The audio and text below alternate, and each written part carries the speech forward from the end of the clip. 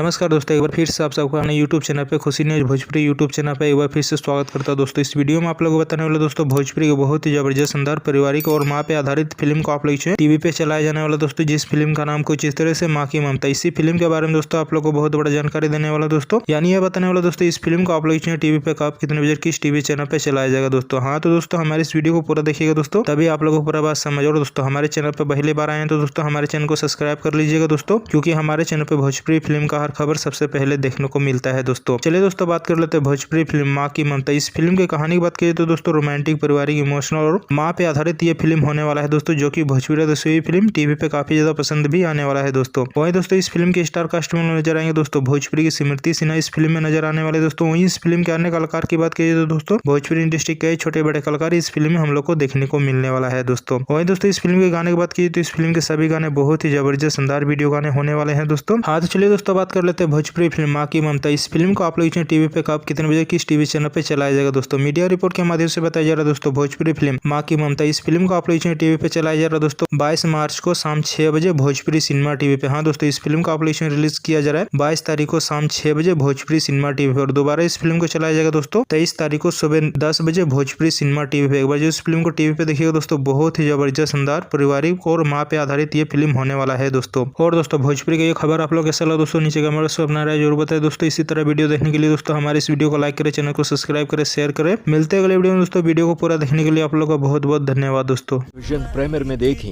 माँ की ममता 22 मार्च शनिवार शाम 6 बजे भोजपुरी सिनेमा पर।